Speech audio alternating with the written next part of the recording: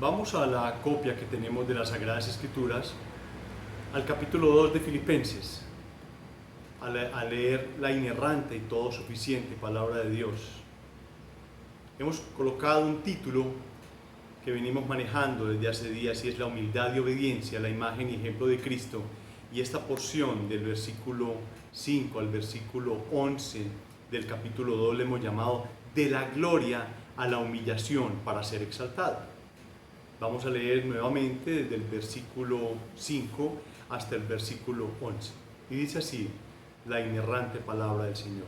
Haya pues en vosotros este sentir que hubo también en Cristo Jesús, el cual, siendo en forma de Dios, no estimó el ser igual a Dios como cosa a que aferrarse, sino que se despojó a sí mismo, tomando forma de siervo, hecho semejante a los hombres, y estando en la condición de hombre, se humilló a sí mismo, haciéndose obediente hasta la muerte y muerte de cruz, por lo cual Dios también lo exaltó hasta lo sumo, y le dio un nombre que es sobre todo nombre, para que en el nombre de Jesús se doble toda rodilla de los que están en los cielos y en la tierra y debajo de la tierra, y toda lengua confiese que Jesucristo es el Señor, para la gloria del Padre.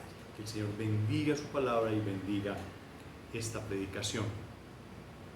La semana pasada iniciamos este estudio de esta porción importante de la Escritura, catalogada por muchos, como lo dije hace 8 días, como uno de los pasajes más grandes y más llenos de Cristo, de quién es Él y de lo que hizo y que está reflejado en la Escritura.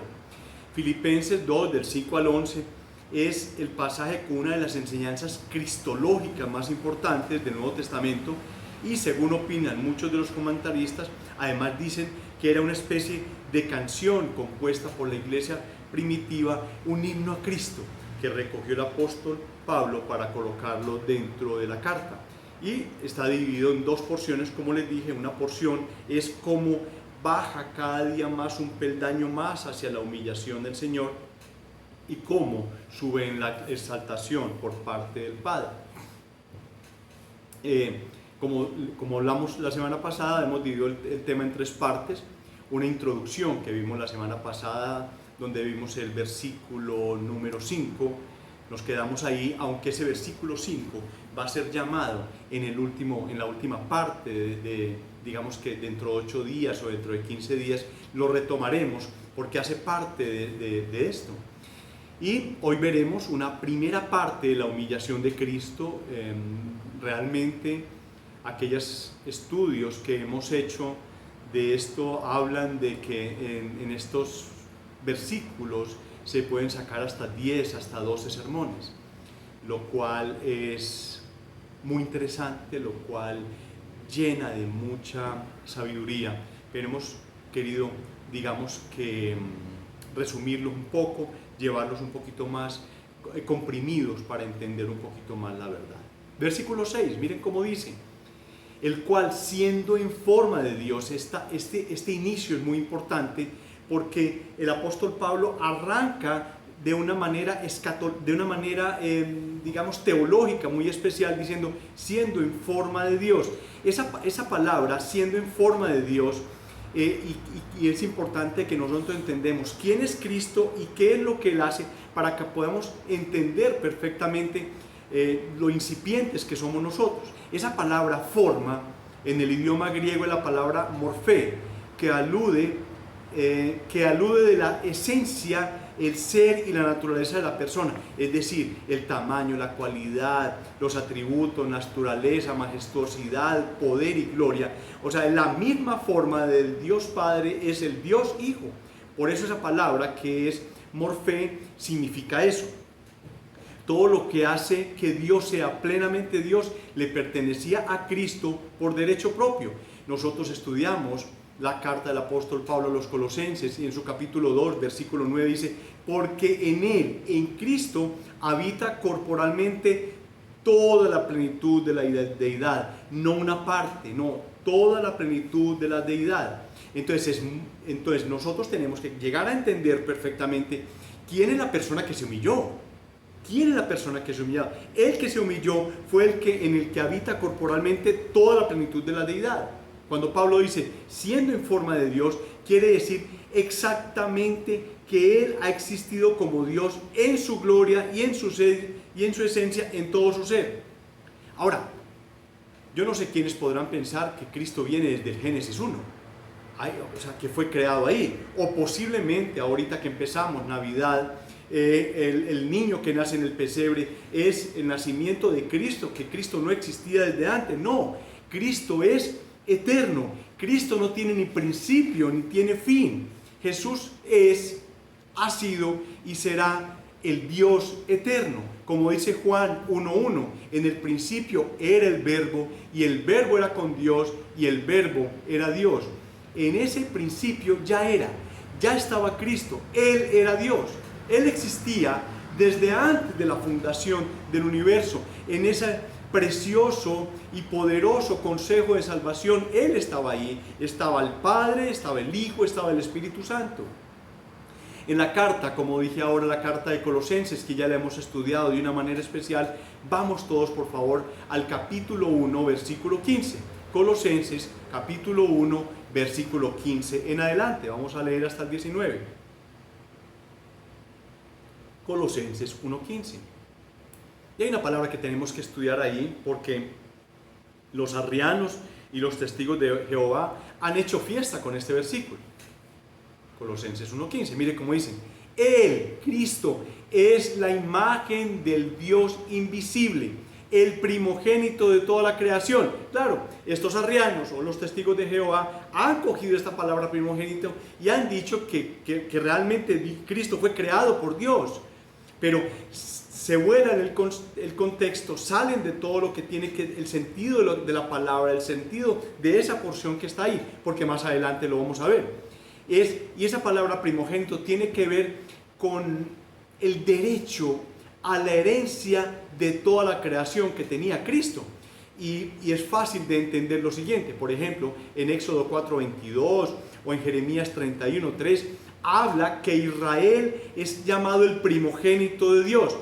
Israel no fue el primer pueblo que nació en la tierra, el primer pueblo que Dios hizo, no, pero Dios lo llamó su primogénito. Era aquel en el cual iba a venir el Salvador, en el que Él iba a entregar la palabra a ese pueblo. Entonces Él le llamó lo primogénito. Entonces esa palabra de primogénito no tiene el sentido de que es el primer hijo, no, porque acuerden también Esaú y Jacob. ¿Quién fue el primogénito? ¿Quién recibió toda la herencia? Era algo judicial, era algo que representaba a aquel que iba a heredar. Y miren cómo dice el versículo 16. Esto es importante para que nosotros tengamos el sentido de quién es Cristo. Versículo 15, nuevamente lo leemos.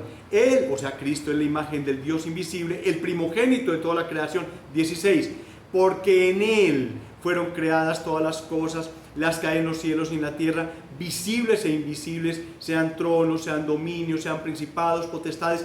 Todo fue creado por medio de Él y para Él. Miren lo que les decía yo de la herencia, la creación para Él. Y Él es antes de todas las cosas y todas las cosas en Él subsisten. Y Él es la cabeza del cuerpo que es la iglesia. Él que es el principio, el primogénito entre los muertos, para que en todo tenga la preeminencia, por cuanto agradó al Padre que en Él habitase toda la plenitud. Se sigue explicando la plenitud de lo que es Cristo, de lo que es Dios. Cristo es entera, plena y perfectamente Dios, y como tal gozaba de la suprema adoración, de esa corte celestial y de la íntima y perfecta relación con el Padre y con el Espíritu Santo.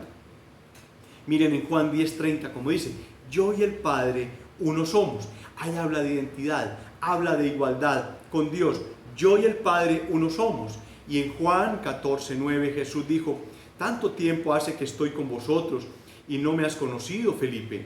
El que me ha visto a mí ha visto al Padre. ¿Cómo pues dices tú, muéstranos al Padre? Como Jesús enfrentó a Felipe por la expresión que él había dado y cómo le contesta el Señor. Pero esto es importante, antes que nada, saber quién es Cristo. Por eso lo estamos recorriendo los versículos de la Escritura y para ver hasta dónde se humilló Él.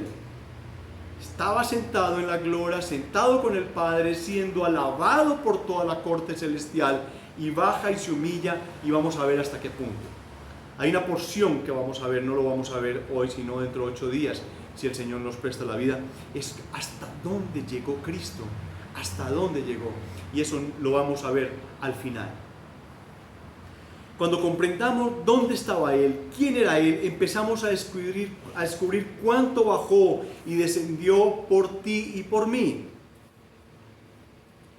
Ahora, muchas personas en la vida han sido completamente humilladas, o sea, humilladas por una sociedad, humilladas por unas personas, humilladas por un gremio, por algo.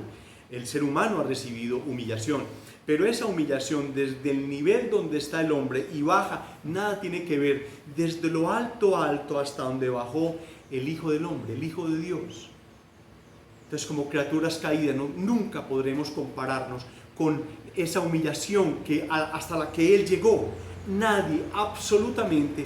Así nosotros podamos entender y comprender la vida de aquellas personas en el siglo I, que fueron atormentados, que fueron torturados, que fueron encarcelados, que sus hijos fueron asesinados. Esa humillación que ellos llevaron por el nombre de Cristo, en nada se compara con esta humillación que nosotros estamos viendo en este momento.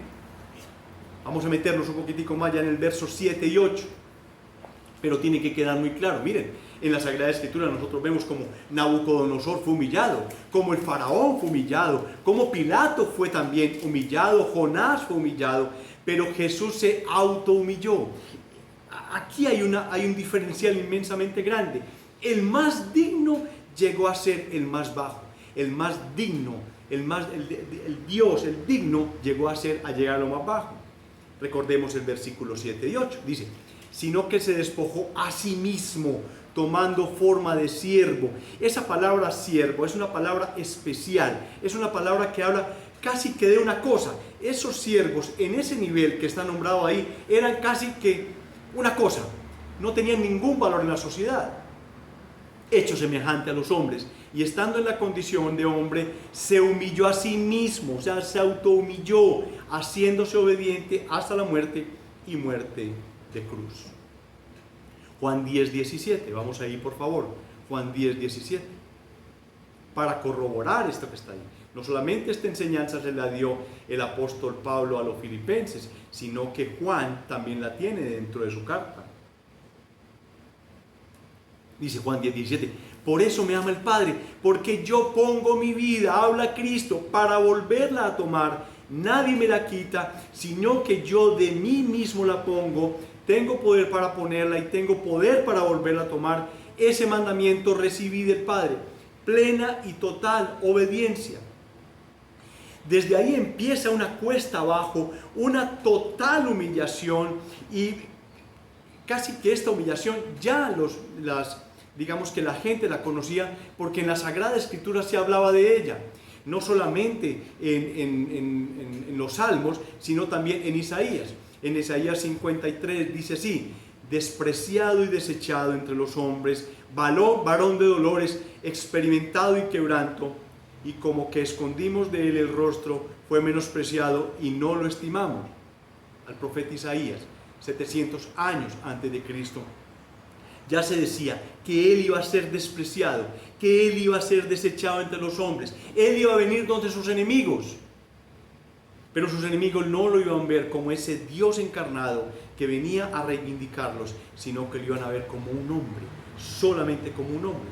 En 2 Corintios 8:9 dice: porque ya conocéis la gracia de nuestro Señor Jesucristo, que por amor a vosotros se hizo pobre, siendo rico, para que vosotros con su pobreza fuestes enriquecidos. Y esto nada tiene que ver con la parte económica, nada tiene que ver con ese maldito evangelio de prosperidad. Por favor, eliminen de sus canales, de sus televisores, el canal Enlace. Por favor, háganlo. Es satánico ese canal. Se hizo pobre, o sea, bajó todo su nivel, siendo rico, para que vosotros, esa pobreza que nosotros fuésemos enriquecidos espiritualmente, fuésemos perdonados de nuestros pecados.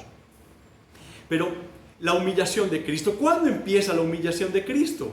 Quizás fue en la cruz, quizás fue en el camino cuando iba hacia la cruz, o fue tal vez en Getsemaní, donde muestran a un siervo sufriente, alguien que exudó sangre y sudor, era tal lo que estaba sintiendo en ese momento, pero ni aún ahí fue el momento donde inició su humillación.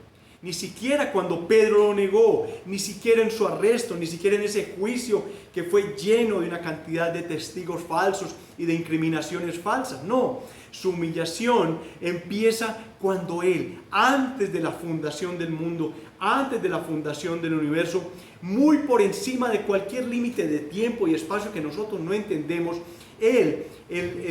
Dios decide encarnarse, cuando decide hacerse una criatura de barro. Él es el creador de las criaturas de barro y se hizo una criatura de barro. Ahí es donde empieza la humillación. Entra en el útero de una mujer a vivir 9 meses, nacer como tú naciste, como yo nací, a vivir como un ser creado, como aquellos que Él creó. Esto era una humillación para Él. Vamos al Salmo 113:1. Yo no lo estoy diciendo porque me parece, Salmo 113, versículo 1 en adelante.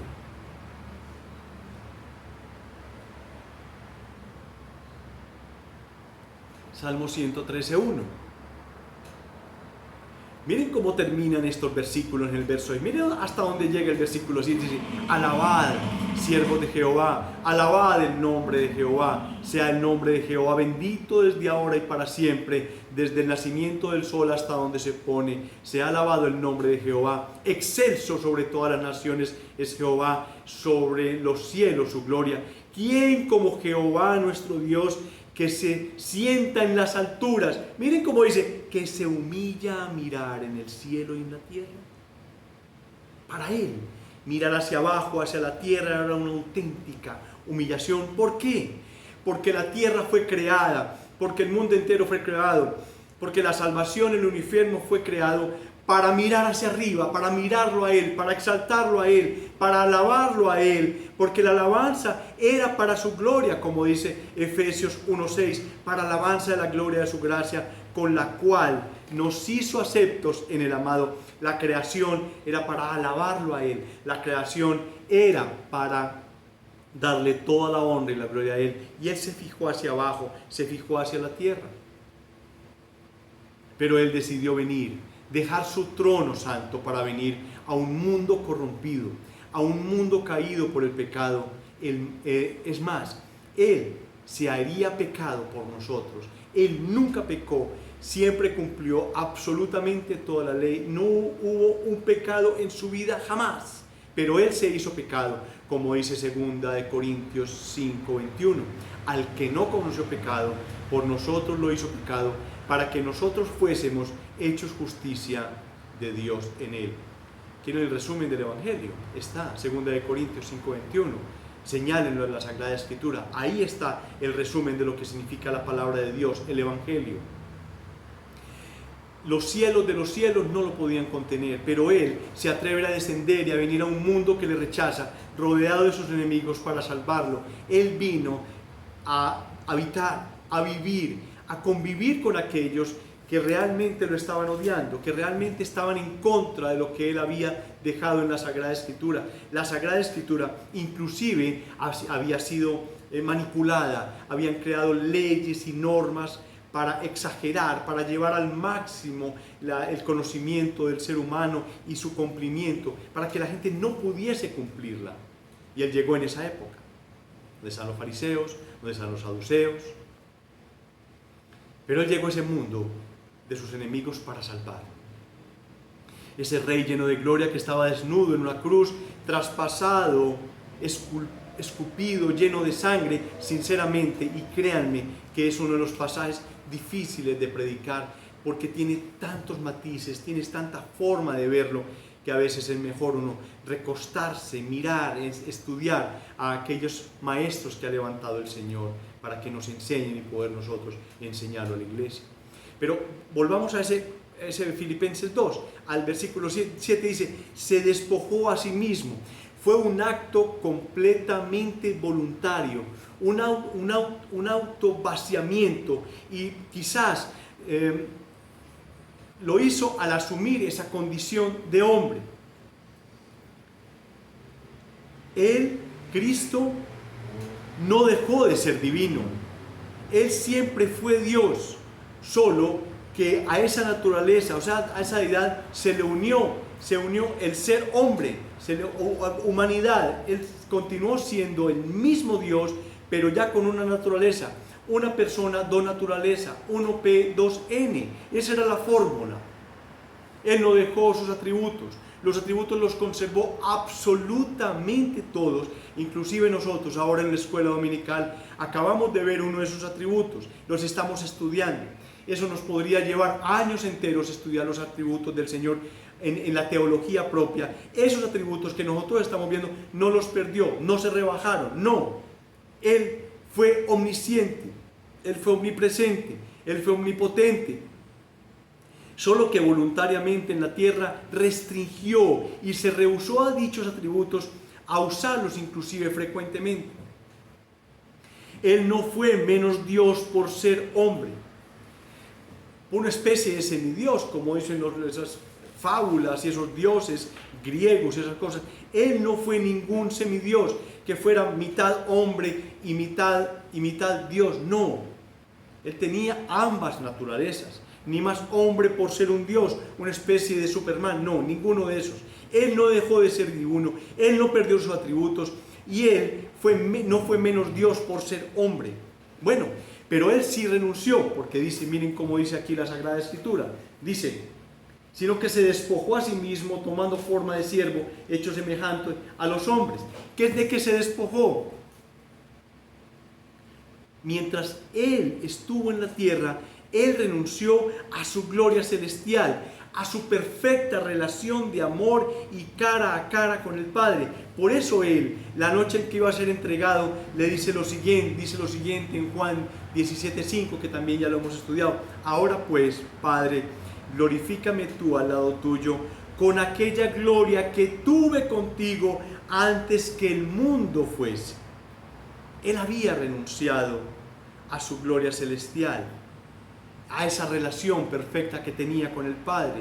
Ese momento en Getsemaní era un momento completamente difícil y durísimo para Él. ¿Por qué? Porque había una separación completa del Padre. Se tenía que vaciar todo el pecado de aquellas personas que iban a ser salvas durante toda la historia de la humanidad, y sobre Él iba a caer todo el peso de la culpa, todo el peso del pecado, todo el peso de la ira de Dios iba a caer sobre Él.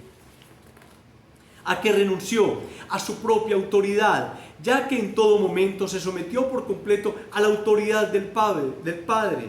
Renunció a ciertos derechos o prerrogativas divinos al ponerse a su lado y restringir de manera voluntaria ciertos atributos divinos para su propio provecho.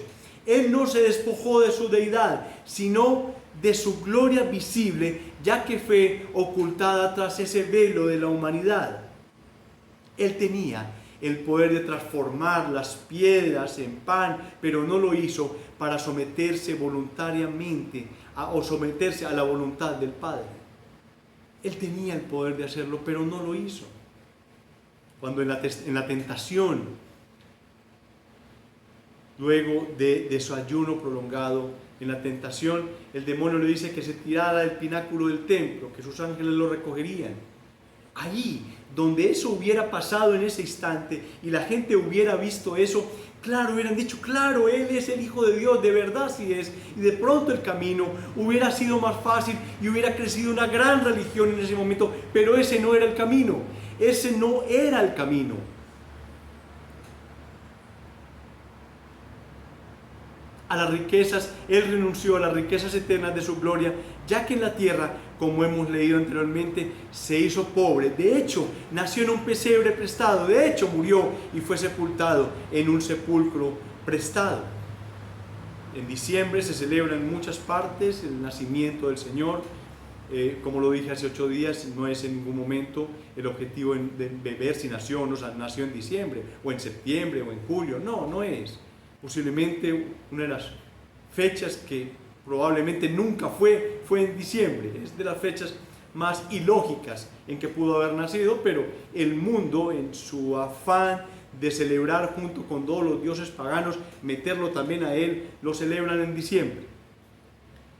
Cristo limitó voluntaria y temporalmente su omnipotencia. ¿Hasta cuándo? ¿Hasta dónde la limitó? Hasta que quiso andar sobre las aguas y quiso resucitar a los muertos. Ahí Él la tenía, pero ¿hasta cuándo lo utilizó? Cuando lo necesitaba utilizar. Él limitó de forma voluntaria y temporal su omnisciencia. ¿Hasta cuándo?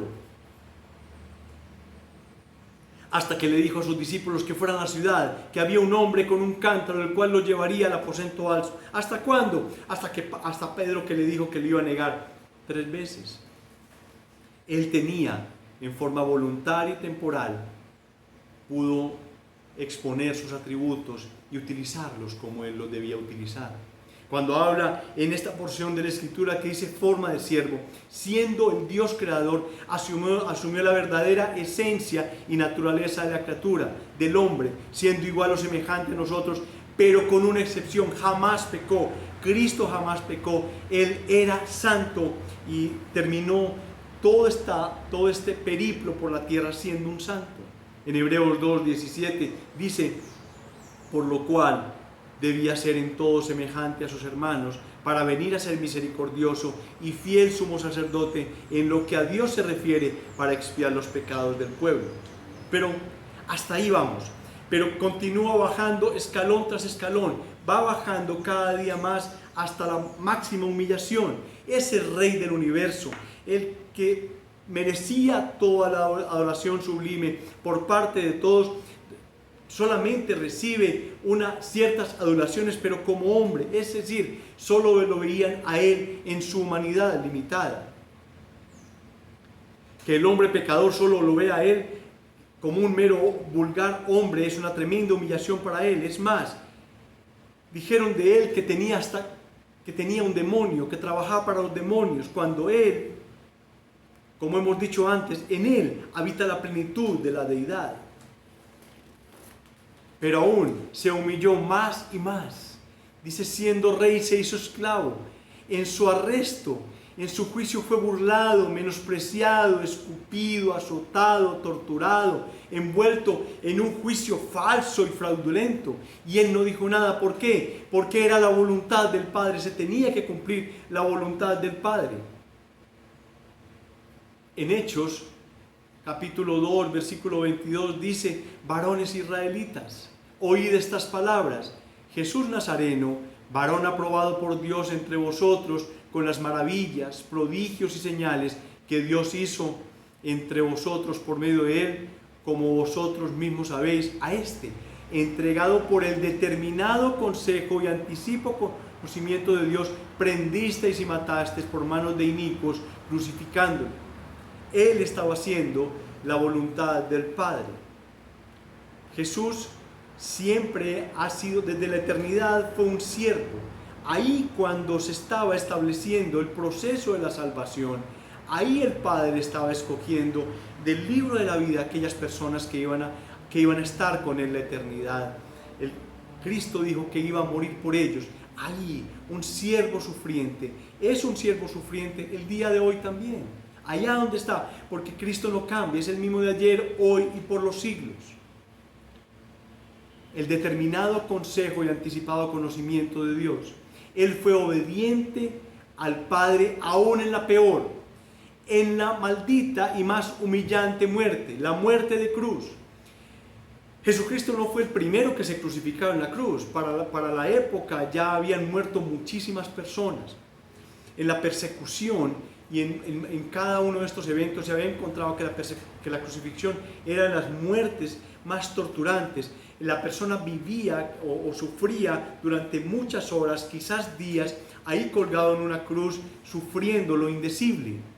Había momentos en que inclusive se acababa la madera para hacer cruces, para crucificar 2,000-3,000 personas. Era la muerte más terrible, más humillante. Inclusive en la Sagrada Escritura, en una porción de la Escritura, dice que es maldito el que es colgado en el madero. Es más, hace parte de la Escritura, maldito es el que es colgado en un madero. En Deuteronomio, capítulo 21, versículo 22, dice: si alguno hubiere cometido algún crimen digno de muerte, y lo hiciereis morir, y lo colgasteis en un madero, No dejaréis que su cuerpo pase la noche sobre el madero, sin falta lo enterrarás el mismo día, porque maldito por Dios es el colgado, y no contaminarás tu tierra que Jehová tu Dios te da por heredad. Por eso tenían que descolgarlo rápido del madero y llevarlo y enterrarlo, para que no, porque ellos sabían que era maldito que tocara la tierra. Maldito es el colgado en un madero. Él se hizo maldición para que nosotros tuviéramos la bendición del Padre. Él recibió sobre él toda esa maldición. En Gálatas 3:13 dice: Cristo nos redimió de la maldición de la ley, hecho por nosotros, porque está escrito: maldito todo el que es colgado en un madero. Humillación, completa y total humillación. El Dios se encarnó, vino a habitar con nosotros para recibir toda esta humillación, la que Él mismo creó para Él, para poder ser aceptado delante del Padre este sacrificio. El que creó y es dueño de todo cuanto existe, lo entregó todo. Juan 6:38 dice: porque he descendido del cielo, no para hacer mi voluntad, sino la voluntad del que me envió. Él vino para hacer la voluntad del Padre. ¿Dónde terminaría esa voluntad del Padre? Esa voluntad del Padre terminaría en una cruz. En esa cruz que quizás vamos a ver con más detalle, esa porción final del versículo 8 que dice: haciéndose obediente hasta la muerte y muerte de cruz. Eso lo vamos a ver con mucho más detalle la semana entrante, porque quiero que nosotros analicemos algo. Cristo, al encarnarse y humillarse y haciéndose hombre como nosotros, este no era el fin, era un medio para llegar al fin. ¿Y cuál era el fin? El fin era esa cruz. Pero vamos a ver en detalle por qué la cruz, por qué tenía que morir de esa manera, por qué tenía que llegar hasta ese fin. Estos medios que nosotros hemos viendo, porque la humillación fue un medio para llegar a ese fin. Vamos a mirar algunas aplicaciones importantes el día de hoy. Miren, hay un versículo en el profeta Amós, para hablar a nuestros amigos, en Amós 4:12. Miren lo que dice, vamos a ir por favor, Amós 4:12.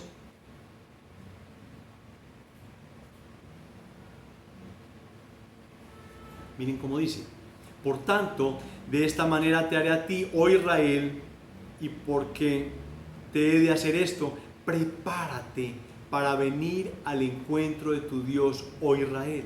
Entiéndase Israel, la iglesia, entiéndase las personas. Tenemos que en algún momento vendrá un encuentro con Dios.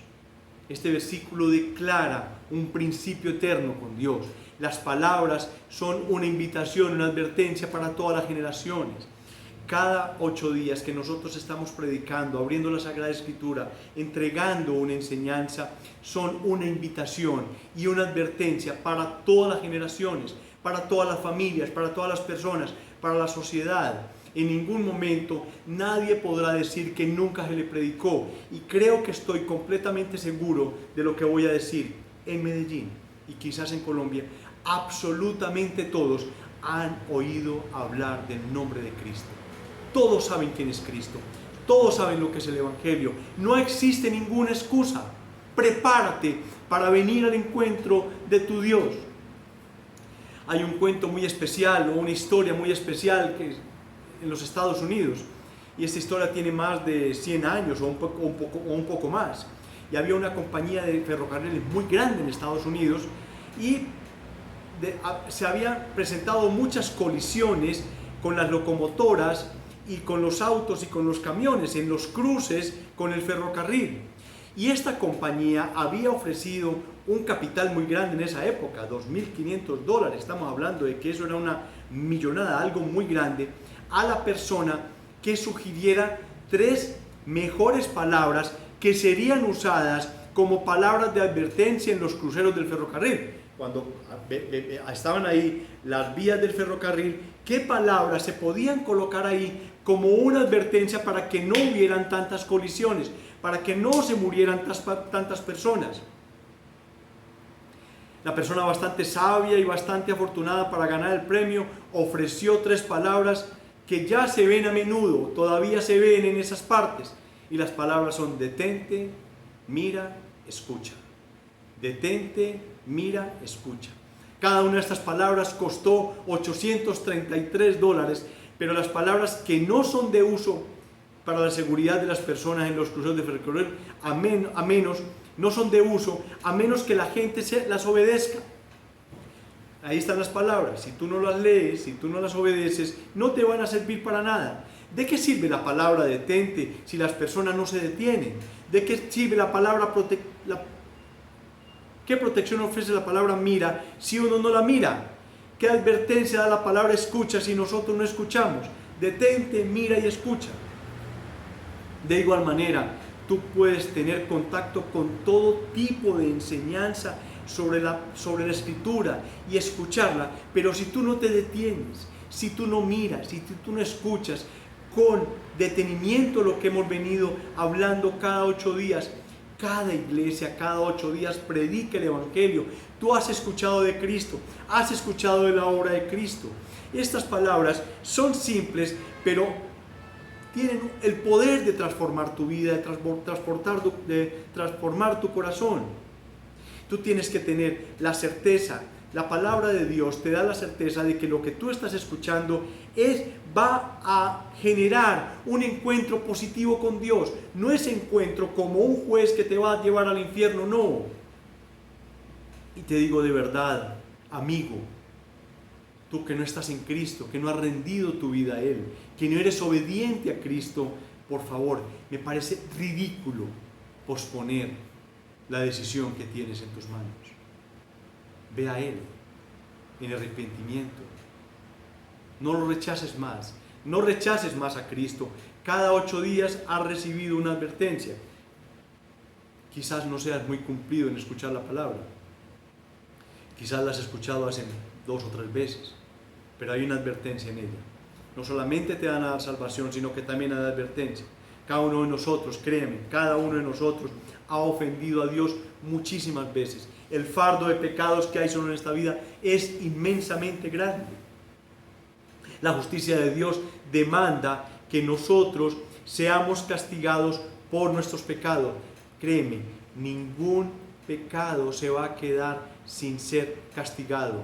O ese pecado fue a la cruz del Calvario, o ese pecado tú lo vas a pagar. Si tú lo tienes que pagar, como has ofendido a un Dios grande, a un Dios todopoderoso, tendrás que pagar eternamente por tus pecados. Irás al infierno, irás a Él a sufrir eternamente. ¿Por qué? Mira todas las oportunidades que has tenido. Mientras hay vida, hay esperanza. Hay esperanza de que tú vayas a Él. La justicia de Dios demanda que nosotros seamos castigados por nuestros pecados, pero el amor de Dios ha proveído un remedio. Ese remedio es la muerte de su propio Hijo. Isaías dice: mas Jehová cargó en Él el pecado de todos nosotros, de manera que la muerte de Cristo será efectiva como expiación de nuestros pecados cuando le recibamos a Él en nuestros corazones. Esa efectividad se hará y seremos expiados. Sin embargo, la tendencia es a posponer la decisión. A posponer la decisión. Posponer significa dejar para después. Hemos tratado mucho de hablar del Evangelio, de que tú rindas la vida al Señor, de que posiblemente esta sea tu última oportunidad. La Biblia nos dice que Pablo le predicó a Félix, el gobernador romano de Judea, sobre el plan de salvación de Dios. Y en Hechos 24-25 dice así: pero el disertar Pablo acerca de la justicia, del dominio propio y del juicio venidero, Félix se espantó y dijo: ahora vete, le dijo a Pablo, pero cuando tenga oportunidad te llamaré. Ahora vete, pero cuando tenga oportunidad te llamaré. No sé si tú vas a morir el día de hoy. No sé si en la semana será tu última semana, No sé si este será mi último sermón. De verdad no lo sé. Posiblemente esta noche el Señor reclame mi vida. Posiblemente el Señor, esta noche esté yo en la presencia del Señor. Pero tú también podrás estarlo. Yo he cuadrado mis cuentas con Él. El Señor, he ido a la cruz del Calvario a rendirme, a pedirle perdón por mis pecados. Él nos ha regalado el don del arrepentimiento y el don de la fe, de creer en Él, de creer en esa cruz, de creer en el que estaba en esa cruz. Hoy te hablé de Él, hoy te hablé de Cristo, el Dios que se encarnó. En la historia de la humanidad no encontrarás a ningún Dios que se haya encarnado y haya venido a morir por sus criaturas. No lo vas a encontrar, solamente lo encontrarás en Cristo Jesús. Ningún otro Dios pagano existe. Nunca sabremos cuándo nuestra muerte vendrá, pero cuando Dios llame nuestro número, en ese momento nosotros estaremos en su presencia. Estamos a un latido de estar con Él, estamos a un segundo de estar con Él. Algunas personas tienen la idea de que se podrán esperar hasta las 11, yo hasta las 11, pero posiblemente a las 10:30 sea la hora en que Dios reclame tu vida. Siempre será peligroso tal decisión. Dice algo por ahí: al reloj de la vida se le ha dado cuerda una sola vez, y no hay hombre que tenga el poder de decir cuándo las manecillas se detendrán, a la hora tarde o a la temprana. Eso no es posible.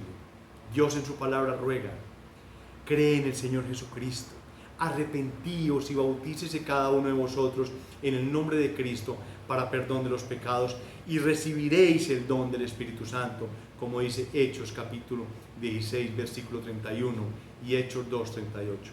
¿Por qué no hacerlo ahora? Ve a Cristo, por favor. Te lo rogamos, te lo ruego. Para la iglesia, ¿a quién tenemos que predicar? Tenemos que predicar a ese Cristo, el que estamos predicando en estos días, el que estamos estudiando, el que estamos leyendo. Es el que tenemos que predicar. Prediquemos a tiempo y fuera de tiempo. Él tuvo sed, siendo a la vez el agua de vida, y hambre, siendo el pan de vida descendido del cielo. Él, Cristo, estuvo cansado, siendo Él a la vez siendo nuestro descanso, nuestro reposo.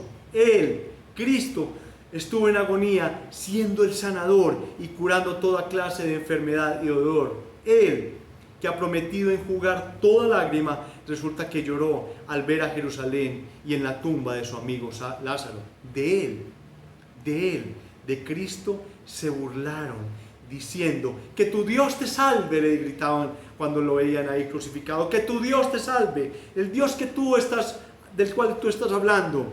Y Él es el Salvador eterno de aquellos que se burlaban y que hasta el día de hoy se siguen burlando. Orémosle al Señor. Bendito Dios, Padre misericordioso y eterno, el Dios invisible, el Dios de toda potestad, sea bendito por toda la historia de la humanidad, la historia eterna, tu nombre, Señor. Sea bendito y alabado por siempre. Que nosotros tengamos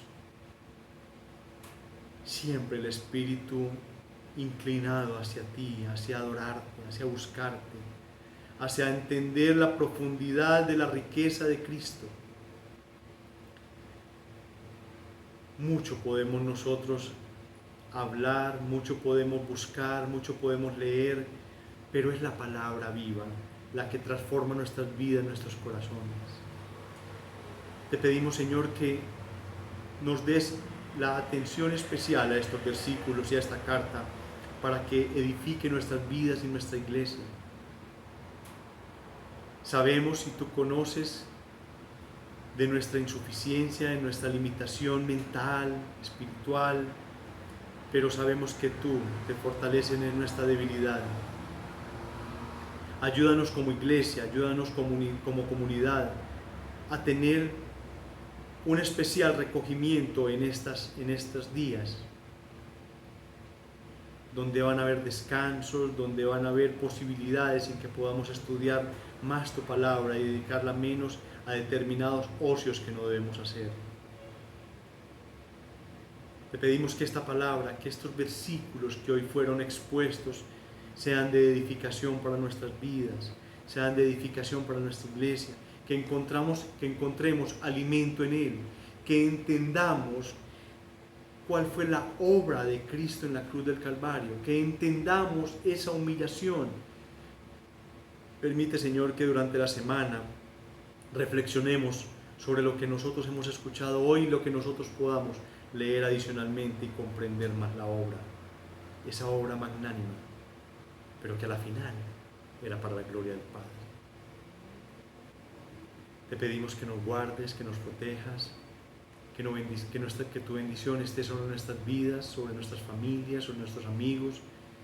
Regálanos el denuedo para compartir tu palabra de una manera especial en estos días en que la humanidad se resiente, teme, agoniza